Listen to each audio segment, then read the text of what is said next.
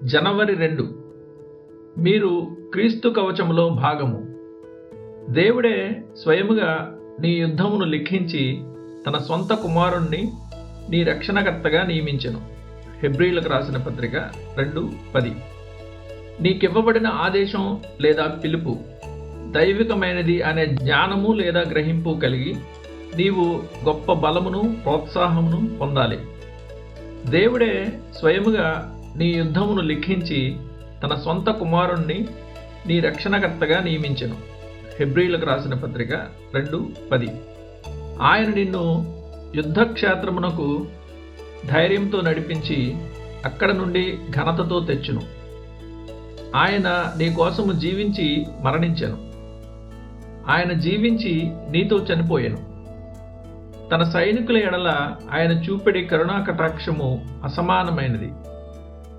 తన సైనికుల గాయములను కట్టుటకు ట్రాజన్ చక్రవర్తి తన స్వంత వస్త్రమును చింపెను అని చరిత్రకారులు మనకు తెలియజేయుచున్నారు. అయితే క్రీస్తు తన సైనికుల గాయములను నయము చేయుటకు తన స్వరక్తమును నివారణ మందుగా కుమ్మరించెను అని బైబిల్ మనకు చెబుతున్నది. వారి గాయములను కట్టుటకు ఆయన శరీరము చీల్చబడెను. శౌర్యము విషయములో ప్రభువుతో ఎవరినీ పోల్చలేము.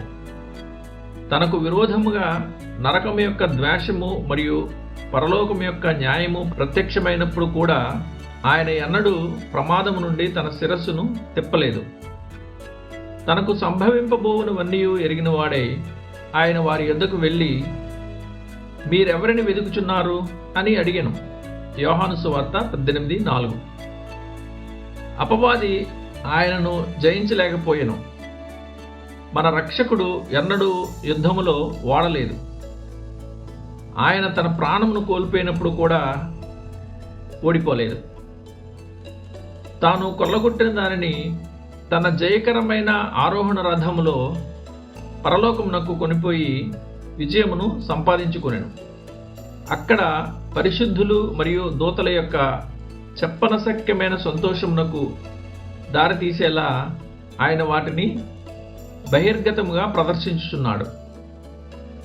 క్రీస్తు సైన్యంలో భాగముగా నీవు శూరులైన ఆత్మల వరుస క్రమములలో అడుగులు వేయుచున్నావు. నీ తోటి సైనికులలోని ప్రతి ఒక్కరూ రాజు బిడ్డలే.